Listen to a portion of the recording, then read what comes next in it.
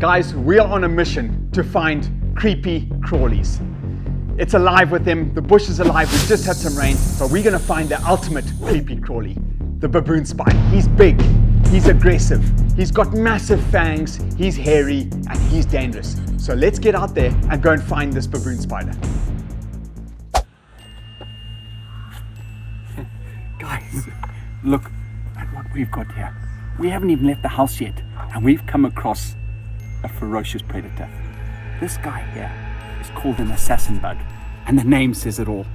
And look what he's got. He's got something 3 times the size of him. And what he's done is he's injected it with venom, and he's paralyzed this millipede. So this guy has venom called a neurotoxic venom, which has clearly taken effect very, very quickly. And that assassin bug has actually injected him underneath, because on the top of the shell here, he's an exoskeleton, so he's got a hard shell, and underneath it's soft. So he's injected in there, and now he's about to start feeding on it. But what a ferocious predator. What an incredible thing to see, and we haven't even left the house yet. Whoa, whoa, whoa. Guys, I have just found something absolutely amazing.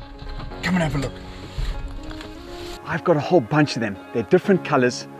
Come and have a look and see what these are. In this Masasa tree, there is something so beautiful and so luminous in color. And look at this. This is a group of Masasa moths. And you can see, watch what I do here. When I touch, I'm a predator. And you see how they flick their heads like that? That's them saying, you're getting too close here. And they can fire these prickles into your hands. And that's how they self-defend themselves. And when you have a look at this, you can actually see the different colors, and this is the different stages of them developing into a moth, because these guys turn into a moth, believe it or not, which comes out at night. And that moth doesn't feed. His whole job is to breed, mate, and lay eggs, and the process starts again. So it starts with an egg. From an egg, it develops into a caterpillar, and from a caterpillar, it turns into a moth. This is why I love these little guys. They're unique. So let's go out and see what other creepy crawlies we can find out here.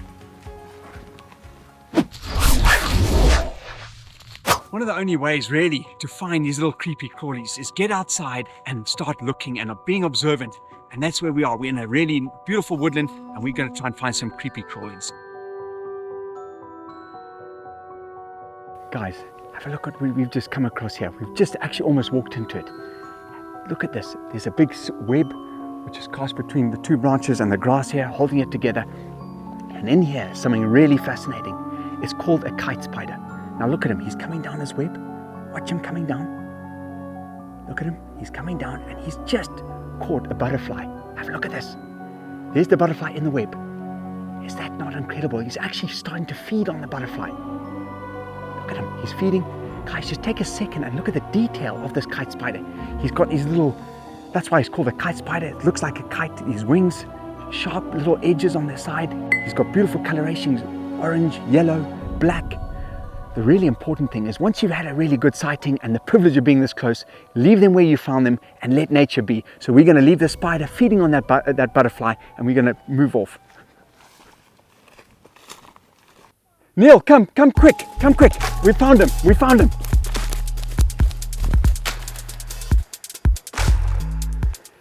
Guys, look what I've just found. He's just crawled out of here. I looked down this tube of bark, and I've just found the creepiest of crawlies, the baboon spider. Look at this guy. He is venomous, he's poisonous, but he's beautiful. Look at him. He's actually really small. He's not a big baboon spider. They get double the size of that, up to about 12 centimeters in size. Can you imagine that? He's got a venom on him. He's got really big fangs. Believe it or not, their fangs are up to 1 centimeter long, so they can really get in and eject some seriously painful bite on humans. It's not fatal, but it's a painful bite. But have a look at him. He actually belongs to the tarantula family. But just look at the color on him. Look at the eyes on top of his head there, guys. Look at that. Look at all the hairs. He's in really good nick, and we're actually really lucky to find him because he's a nocturnal spider.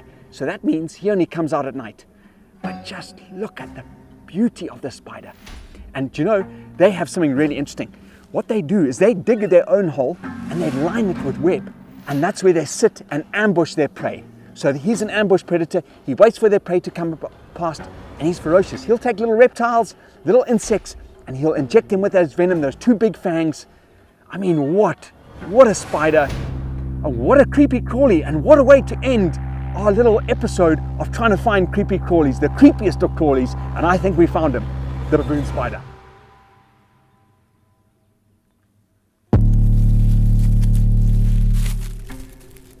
Guys, in this thicket, we might not have a crawly, but we've certainly got a creepy. And a lot of people find him a creepy, but he's actually not. We've got an African rock python, which is in this thicket here, which we're going to move because he's actually really close to a homestead and we want to relocate him. So come with me and have a look at this African rock python. He's bezeled away in here, and look at him.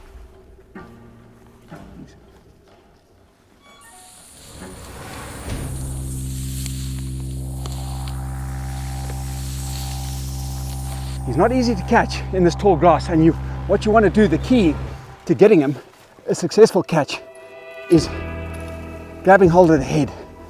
Now have a look at this rock python. He's actually quite a young one, and look at those teeth. Look at that. This is an African rock python. He's a young snake. There you can see his Jacobson's organ, that big hole. That's where his tongue comes out of, and that's where he picks up the air molecules. But just look at this python. He is beautiful. Anyway, he's near a homestead, and you know what? The last thing you want done is have any harm done to a snake like this. So we're going to move him away from the homestead, away from the fowls, the chickens, the rabbits, and put him deep in the park where he's not going to be a threat to anybody. But just what a cool opportunity to see how camouflaged and how beautiful this African rock python actually is. Here we have this python. I've just brought him out onto the road so we can have a good look at him.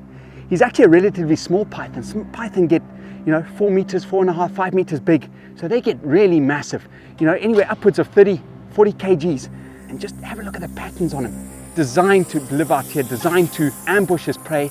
That's what he does. And then he latches on, and with all those multiple rows of teeth, and then he constricts and he suffocates and he eats whole.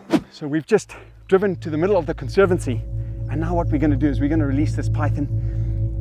He's really calm, so what I'm going to do is I've got the head. The head is the last thing you let go of, and then you get yourself into a safe position. And what you don't want is you don't want him coiled up like a spring ready to strike. So when he's elongated like this, he actually can't strike you. So ready? We're going to let him go on 1, 2, 3, go. There we go. There we go. See, he's coiled like a spring, and that's him. Let's move away. Let's give him a space, and yeah, just give him space like that, and let him be. Okay, now move away. This is what I absolutely love doing, is being out in these incredible places, and you just never know what's around each corner.